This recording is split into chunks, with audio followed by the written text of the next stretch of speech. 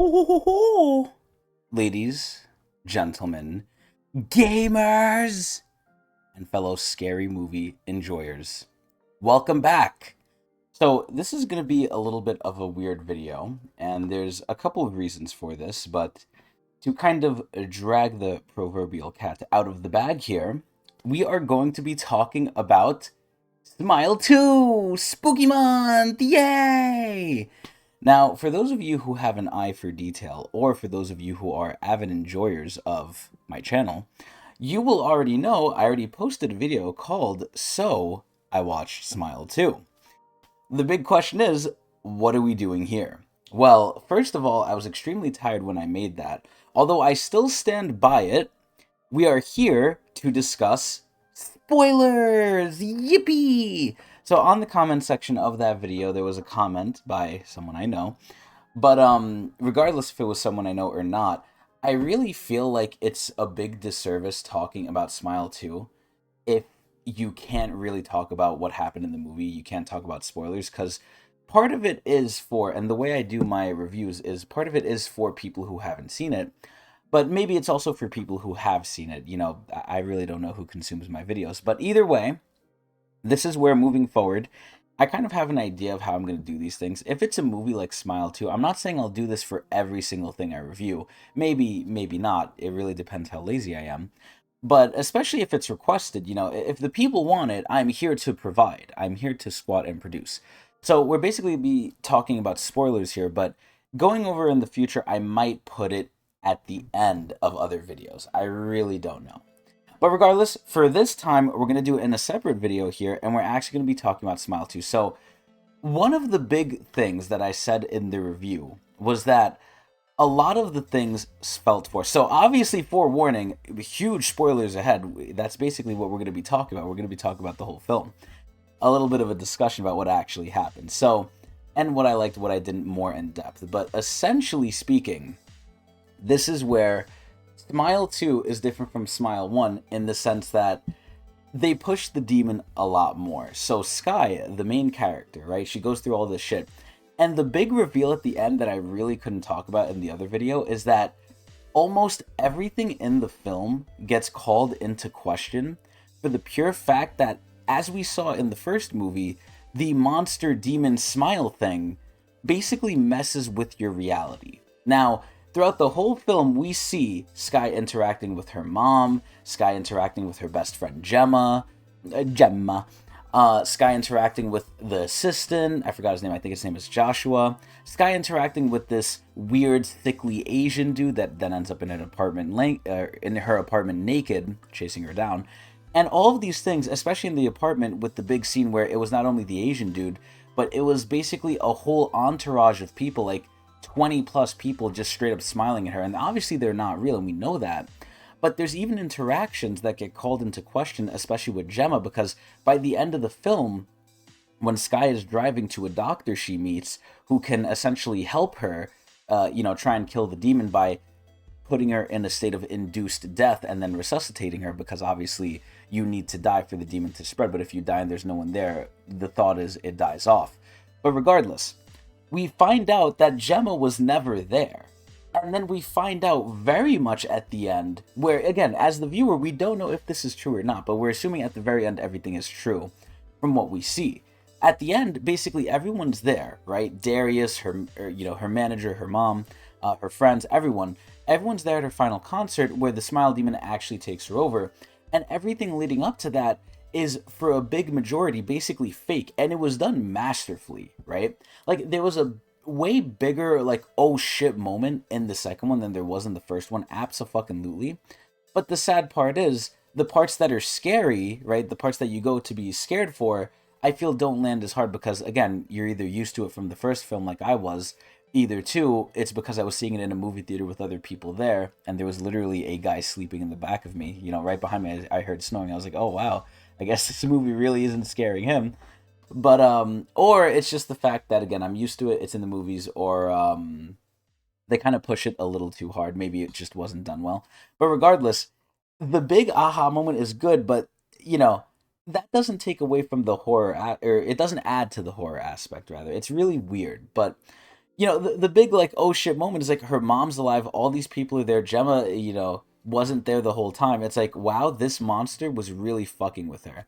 And that's kind of the context that I was trying to add in the review, where it was like, oh, this monster's way more aggressive. It's way more active with how it does things here. In the first one, you questioned reality a lot because you would see like people and you'd be wondering, are they the demon? And eventually you'd figure it out. Here you don't figure it out until the very ass end that almost everyone was not real. And all of this was fabricated. Her injuries, this, and that, her relationships, her interactions, her killing her own fucking mother. It was all fake from the demon.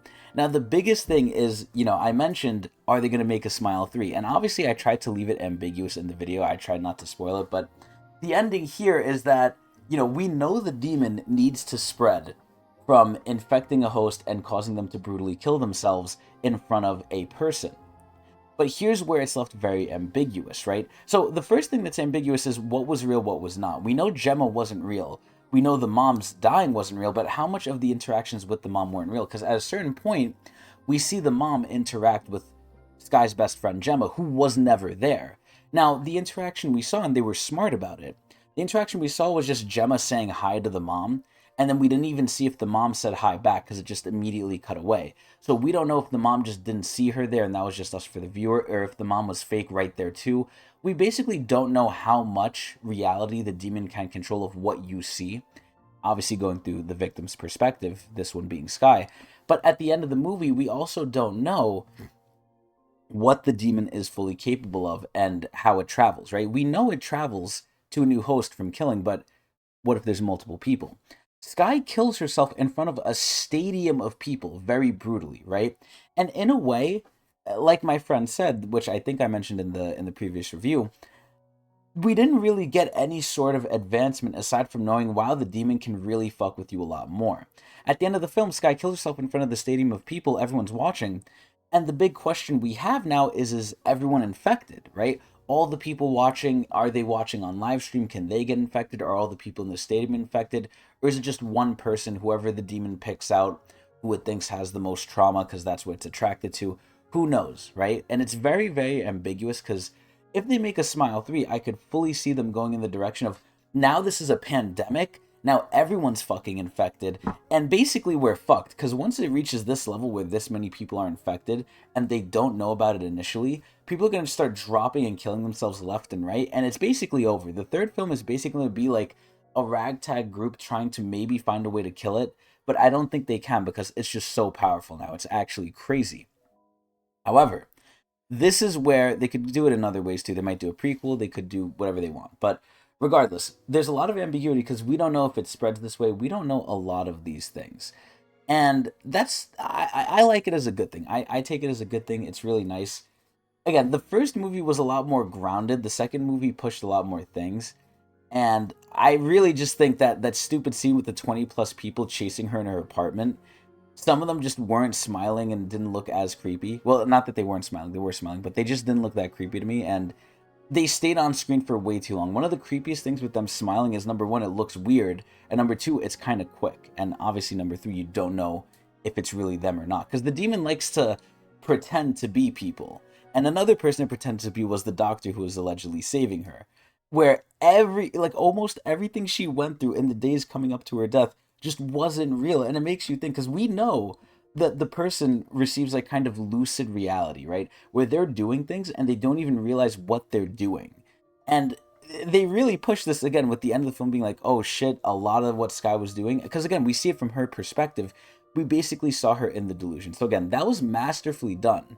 It's just I'm rating this not in terms of its story. The story does matter. I'm not going to say I'm not taking into account. And this kind of sounds like I'm trying to justify my rating of it, but in a way I am. This is where just again, right? I'm rating on how much it scared me. It didn't really scare me. It thrilled me, but the first one was a lot more scarier. For hopefully a lot of the reasons I said. Maybe for some reasons I don't know. Who knows? But this is the spoiler discussion basically, and the film is really good. That's why I rated it a 7. I forgot to say, obviously my scale is 0 to 10, 5 being absolutely neutral. Anything above 5 is good. 7 is pretty good.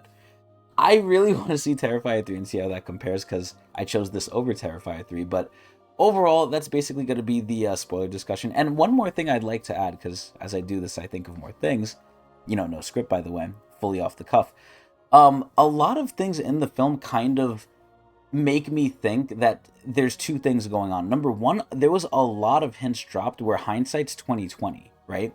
Once you look back in the film and you see a lot of the things that were said and that were done, especially by some of the people, like I'll give you an example. The sickly Asian guy I mentioned before that met Sky during a meet and greet and was being really creepy to her and eventually later on showed up in her apartment naked. A lot of the audience probably assumes that when he showed up naked in her apartment, that guy was fake. But this leads to more evidence saying even the first interaction in public, where at the end of the day, in public, the guy didn't smile. In the apartment, when he was naked, the guy did smile because he wasn't himself, he was the demon. But we've seen the demon use Gemma, her best friend, and it hasn't smiled until the very bare ass end. It stayed with her for basically days and didn't smile once. So we know it can hold it, right? This is where in the beginning, there's a lot of themes that repeat with what the demon says. So the demon talks to Sky at the end and it basically tells her like, oh, I've wanted you for a long time. Which to me thinks that, or, it makes me think that number one, it knows Sky's famous and it could spread to multiple people if it kills her at the concert, which is, what it eventually did. And this is a lot of headcanon, right? This is a lot of assuming, but it's assuming with evidence. So it wants her because number one, she's extremely traumatic, she's extremely fucked up, and she's not a good person, and she kind of knows it, right? Now, just because you admit you're not a good person and you feel sorry doesn't make you not a good person. And especially with the flashback we see where she ended up killing her boyfriend, even though she suffered for it, she's the one who caused it. And she kind of, selfishly calls her friend after a big fight they had, and the friend was ending up being fake, right? Gemma was fake. But she calls her friend because she's going through a hard time, and that's the only reason she wants the friend there is to help her. The story does a really good job of showing Sky as a very selfish individual, and especially with the flashback, you see her as really, really bad. Like, she's not a good person. She's famous, she's a dickhead, she's into drugs, she's abusing narcotics. She's not a good person despite being pretty, and there's pretty privilege out there. But the film does a good job of kind of like putting these hints in, like I said with the Asian guy, where in the meet and greet, the Asian guy never smiled, but he said, oh, I really like your skin, right? And then later on, right before Sky dies, what the demon says to her is, oh, I love wearing your skin, because he turned into her before, he killed her. He, she, it, whatever, right? So a lot of things are repeated, and especially in the scene with the doctor, where the doctor's about to induce death into her to try and kill the demon medically. This is where they go into an abandoned Pizza Hut. And again, this is where, like, how smart is this demon entity thing? Because Sky did not like being in that Pizza Hut. Did the demon know that? Did it do it purposefully? But in the Pizza Hut, it also said on the walls it had graffiti, and it said, "Oh, be mine," like I want you. A lot of the graffiti was like, wait a minute, this is very directly related to how the demon kind of views and wants Sky. And again, I know that because retroactively I looked back at it. But there's a lot of things where, again, it just proves more evidence of, oh, this was the demon fucking with her a majority of the time, and a lot of these things were not real. And again, I think personally the demon wanted Sky because number one, she is so fucked up, but number two, because it could spread to a lot of fucking people. Then the big question becomes, why doesn't it just take over someone going to the middle of like Times Square and just off itself, right? Who knows, right? Maybe it's not that smart. Maybe I'm just making up bullshit. But at the end of the day, that's kind of just what I think. Who knows how this thing operates, right? And that's the big question. We don't know what it knows, what it doesn't, what it wants, and so on and so forth. Because at the end of the day, if it ends up killing anyone or everyone in the world, how is it going to feed, right? Does it need to feed? There's so many questions, and it's very, very ambiguous. Again, not just with what this thing wants, but with where the series is going to go, if it's going to go anywhere too. But judging from the review scores and everything, it seems to have done pretty well. But that's basically my spoiler discussion, which I maybe should have included in the original video. And going forward, like I said, I might include in the future. Please tell me what you'd prefer, though. Do you prefer a separate video? Do you prefer it in the same video? I mean, most likely than not, I'm probably going to put it in the same video, if applicable. I'm not saying it will be there for everything. But I really should have done with Smile too, so here's basically my makeup for it. But either way, I hope everyone enjoyed, and that's about it.